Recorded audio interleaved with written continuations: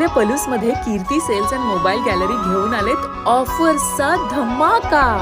कोणत्याही कंपनीचा मोबाईल खरेदी करा आणि मिळवा आकर्षक गिफ्ट। शिवाय सर्व कंपन्यांचा फायनान्स व कॅशबॅक ऑफर।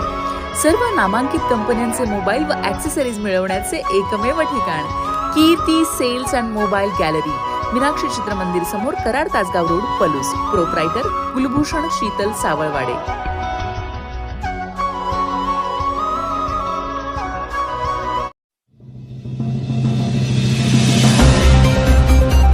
मंत्री माणिकराव कोकाटेंचा राजीनामा, अटक वॉरंटमुळे राजकीय वर्तुळात मोठी खळबळ। अजित पवारांकडे अतिरिक्त जबाबदारी, धनंजय मुंडेंच्या नावाची चर्चा। नाशिकमधील बहुचर्चित 1995च्या सदनिका वाटप गैरव्यवहार प्रकरणात राज्याचे क्रीडा मंत्री आणि राष्ट्रवादी काँग्रेसचे अजित पवार गट नेते माणिकराव कोकाटे यांना मोठा कायदेशीर धक्का बसला आहे। नाशिक सत्र न्यायालयाने या प्रकरणात त्यांची 2 वर्षाची शिक्षा कायम ठेवत त्यांच्या विरोधात अटक वॉरंट जारी केला आहे। न्यायालयाच्या या कठोर निर्णयामुळे कोकाटे यांच्यावर कोणत्याही क्षणी अटकेची टांगती तलवार निर्माण झाली असून या पार्श्वभूमीवर त्यांनी आपल्या मंत्रिपदाचा राजीनामा दिला आहे। या प्रकरणाची पार्श्वभूमी 1995 सालच्या सदनिका वाटप गैरव्यवहाराशी संबंधित आहे, ज्यामध्ये कोकाटे यांना 2 वर्षाची शिक्षा सुनावण्यात आली होती।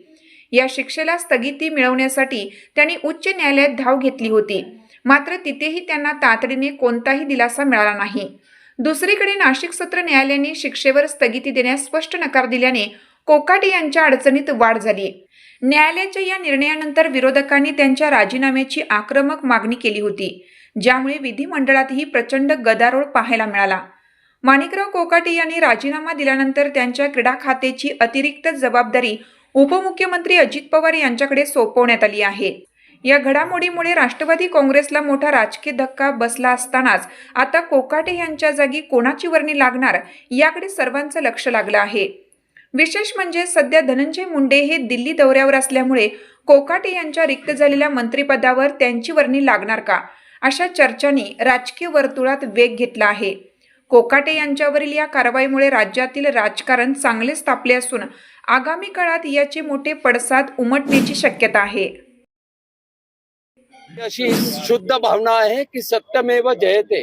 माझा हा लढा कोकाटेंच्या विरोधात नाही, आमचं वैयक्तिक वैर नाही, परंतु ही तत्वांची लढाई होती, कायद्याची लढाई होती। आणि एक विधिज्ञ म्हणून मला अभिमान वाटतो की खरोखर न्याय जिवंत आहे आणि कायद्याची लढाई कायद्यानुसार लढली असता न्याय मिळतो। कोर्टाने पोलिसांना काही निर्देश दिलेत का की कधीपर्यंत अटक करावी? कोर्टाने निर्देश दिलेले आहेत की त्वरित अटक करण्यात यावी। त्वरितचा अर्थ त्वरित। सर, यामध्ये नक्की त्यांच्यावर आरोप काय ठेवण्यात आलेले? आरोप असे ठेवण्यात आलेले आहेत की मुख्यमंत्री कोट्यातील सदनिका या आर्थिक दुर्बल गटातील त्यांनी घेतल्या, जेव्हा की ते आर्थिक दुर्बल गटात नव्हते, त्यामुळे शासनाची फसवणूक केल्याचा गुन्हा हा सिद्ध झालेला आहे आणि तो सिद्ध झालेला असल्यामुळे त्यात शिक्षा झालेली आहे आणि शिक्षा झालेली असल्यामुळे अटक क्रमप्राप्त आहे आणि शिक्षा कन्फर्म झालेली असल्यामुळे आमदारकी रद्द होणे आणि अटक होणे या आता कायद्याच्या फक्त औपचारिक बाबी शिल्लक आहेत। आता याच्यात कोणतीही म्हणजे होईल अथवा न होणार अशी अनिश्चितता बाकी राहिलेली नाही। मी काही तासांपूर्वीच आपल्याला आश्वासित केलं होतं की काही तासांचाच हा प्रश्न आहे आणि त्यानुसार हे संपलेलं आहे। यात मी दिघोळे साहेबांच्या कन्या अंजली यांचं अभिनंदन करतो की त्यांनी खऱ्या अर्थाने एवढ्या वर्षांचं हे